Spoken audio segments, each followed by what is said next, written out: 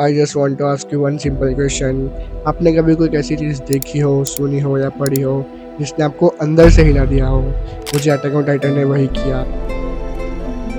और attack on Titan देखने के बाद मुझे ये पता चला कि लोग क्यों इसे ग्रेटेस्ट स्टोरी एवर का दर्जा देते हैं। इस एनीमे में क्या कुछ नहीं है।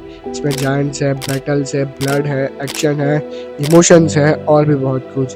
पर जो चीज़ इस शो ने मुझे दी वो कोई और सुपर हीरो मूवी मुझे कभी नहीं दे सकती। और आज मैं आपको वो सारी चीज़ें बताने वाला हूँ, क्योंकि अटैक ऑन टाइटन सिर्फ एक स्टोरी नहीं है, ये एक मिरर है। और जब आप इसमें देखते हो तो जो दिखता है वो आपको अनकंफर्टेबल कर देगा। पहले लोग सोचते हैं अटैक ऑन टाइटन सिर्फ एक एक्शन शो है। टाइटन्स इंसानों को खा रहे हैं, सोल्जर्स लड़ रहे हैं, एक लड़का अपनी माँ की डेथ का बदला लेना चाहता है। बट जो लोग सिर्फ यही देख के रुक गए, इन्होंने सबसे इम्पोर्टेंट पार्ट मिस कर दिया। एओटी हम सबसे क्वेश्चन पूछता है, एक क्वेश्चन जो ह्यूमैनिटी ने 1000 ईयर से अवॉइड किया, कि फ्रीडम होती क्या है और क्या हम सच में फ्री है। सोचो एक सेकंड के लिए, हम वॉल्स के अंदर रहते हैं, लिटरली नहीं बट फिगरेटिवली।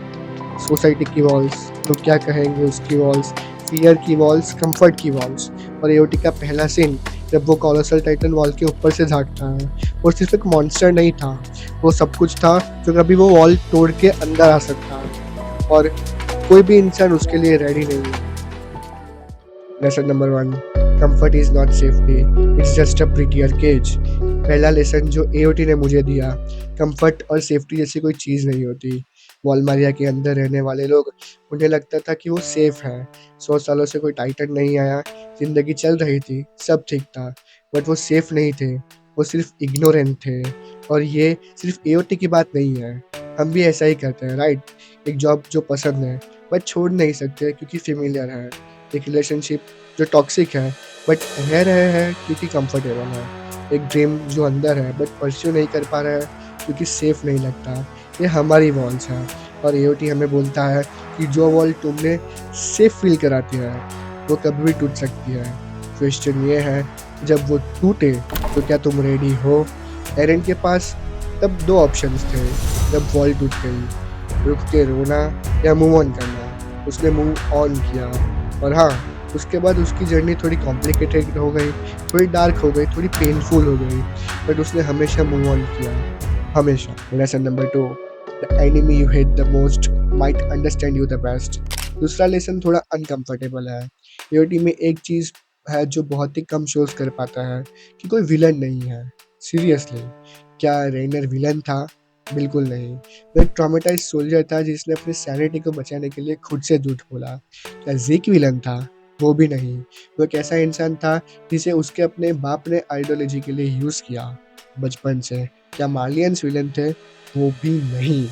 वो भी एक ब्रोकन सिस्टम के प्रोडक्ट्स थे। और यही चीज़ एओटी को जीनियस बनाती है। जब तुम किसी को विलन बोल देते हो तो तुम उसके बारे में सोचना बंद करने का एक्सक्यूज़ मिल जाता है। बट जब कोई विलन होता ही नहीं तो तुम फोर्स हो जाते हो ये पूछने के लिए, ये इंसान ऐसा क्यों बना, कौन जिम्मेदार है, और क्या मैं भी ऐसी सिचुएशन में वही करता? रियल लाइफ में भी यही होता है। जो इंसान तुम्हें अपनी ज़िंदगी में विलन समझता है उसने भी कभी ना कभी वॉल्स देखी है, उसने भी कभी ना कभी चूज़ किया सर्वाइवल या ह्यूमैनिटी। एओटी बोलता है अपने दुश्मन को समझना एक वीकनेस नहीं है, वो एक्चुअली सबसे बड़ी स्ट्रेंथ है, कि जब तुम उसे समझते हो तो तुम साइकिल को तोड़ सकते हो। एरन येगर ने भी उस साइकिल को तोड़ा। और एओटी पूरी तरह साइकिल ऑफ हेट्रेड के बारे में ही है। Lesson number 3, the people who change the world are never the strongest, they are the ones who keep believing. तीसरा लेसन, और ये मैं थोड़ा पर्सनल फेवरेट है, आर्मिन एलर्ट के बारे में बात करते हैं। एओटी शुरू होता है, आर्मिन सबसे वीक कैरेक्टर लगता है, फिजिकली, इमोशनली, मेंटली, हर तरफ से। वो लड़ नहीं सकता, वो भाग भी नहीं सकता, और लोग उसे बर्डन समझते थे। बट आर्मिन के पास एक चीज़ थी, उसने एक ऐसी दुनिया का सपना देखा था जो उसने कभी देखी ही नहीं थी। वॉल्स के बाहर क्या है, ओशियन कैसा होगा, और क्या वो सच में फ्री हो सकते हैं? और पूरी सीरीज़ में जब भी सब कुछ ख़त्म होने वाला था तब आर्मिन की ही इमेजिनेशन थी जो रास्ता निकालती थी। उसने अपने ड्रीम से दुनिया बदल दी। तुम में से भी बहुत लोग राइट नाउ आर्मिन की जगह रिलेट कर पा रहे होंगे। तुम्हें लगता है कि तुम वीक हो, तुम्हें लगता है कि तुम्हारा ड्रीम टू बिग है, तुम्हें लगता है कि लोग तुम्हें सीरियसली नहीं ले रहे हैं। एओटी तुमसे एक चीज़ बोलता है, इमेजिनेशन और बिलीफ, वो किसी भी सोच से ज़्यादा पावरफुल वेपन है। जो इंसान एक ऐसी चीज़ में बिलीव करता है, जो कभी एग्ज़िस्ट ही नहीं करती, वही इंसान एक दिन उस चीज़ को एग्ज़िस्ट करता है। आर्मिन ने भी वही किया, और आर्मिन ने किया तो तुम भी कर सकते हो। तो मैं वापस आता हूँ अपने पहले सवाल पर। क्या आपने कभी एक ऐसी चीज़ देखी जो आपको अंदर तक हिला दे? अटैक ऑन टाइटन ने मुझे 3 चीज़ें सिखाई। पहली, कम्फ़र्ट एक केज है और जब तक तुम उसे कॉन्शियसली चूज़ नहीं करते। दूसरी, जो तुम्हारा दुश्मन लगता है, वो सिर्फ़ एक ऐसा इंसान है जो अलग वॉल्स में पला है। और तीसरी, the ones who change the things और चेंज द वर्ल्ड, वो कभी स्ट्रॉन्गेस्ट नहीं होते, वो सिर्फ़ बिलीव करना बंद नहीं करते। और इस यूट्यूब चैनल पे हम वो सारी चीज़ों के बारे में बात करेंगे जिसकी वजह से एनिमे इंडस्ट्री आज इतनी ज़्यादा पीक कर रही है।